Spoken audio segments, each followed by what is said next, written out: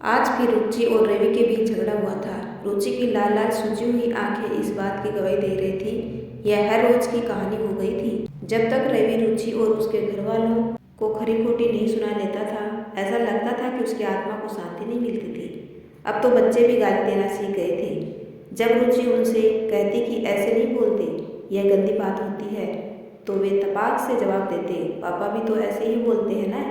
फिर आप उनसे क्यों नहीं कहती, क्यों चुप रह जाती हैं आप? इस बात ने सीधे उसके दिल पर चोट की। सच ही तो कह रहे हैं बच्चे, वह सुनकर चुप रह जाती है। तभी तो रवि की हिम्मत दिनों दिन बढ़ती ही जा रही है।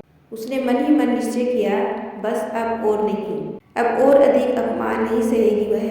रवि जैसे संस्कार अपने बच्चों में नहीं आने देगी वह। जब शाम को रवि घर आया तो उसने रवि को बच्चों का हवाला देकर समझाने की कोशिश की, पर वह कहाँ सुनने वाला था। बात को समझने के बजाय वह उल्टा उसी पर बिफर पड़ा।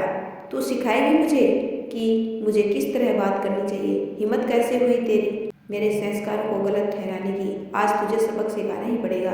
जहाँ खड़े हो वहीं रुक जाओ रवि, अपने बच्चों को सही रास्ते पर लाने के लिए मैं कुछ भी कर सकती हूँ। अगर आज के बाद तुमने हाथ उठाया या गाली देकर बात की तो मैं भूल जाऊंगी कि तुम मेरे पति हो, फिर चाहे उसके लिए मुझे पंचायत बुलानी पड़े या पुलिस में पीछे नहीं हटूंगी। क्या यही संस्कार दिए हैं तुम्हारे घर वालों ने कि पति के मान सम्मान की धज्जियां उड़ा दो? अपने घर वालों के दिए हुए संस्कारों की खातिर ही तो चुपचाप सहती आ रही थी अब तक। लेकिन क्या सम्मान सिर्फ पति का ही होता है, पत्नी का नहीं? सिर्फ तुम्हें आईना दिखाने के लिए मुझे न चाहते हुए भी ऐसे शब्दों का इस्तेमाल करना पड़ा, जिससे तुम्हें एहसास हो सके कि ऐसे शब्द दूसरे के दिल को कितनी चोट पहुंचाते हैं। और आज तुम मुझे संस्कारहीन ठहरा रहे हो। कभी अपने अंतर्मन में झांक कर देखना कि तुम्हें किस नाम से पुकारूं मैं। अपने आचरण से तुम न सिर्फ अपना सम्मान खो रहे हो, बल्कि अपनी परवरिश पर भी लोगों को उंगली उठाने का मौका दे रहे हो। अरे माता पिता तो अच्छी बातें ही सिखाते हैं अपने बच्चों को। कुछ गलत करने से पहले एक बार उनके बारे में ही सोच लो कि यह सब देख सुनकर उनके दिल को कितनी चोट पहुंचेगी।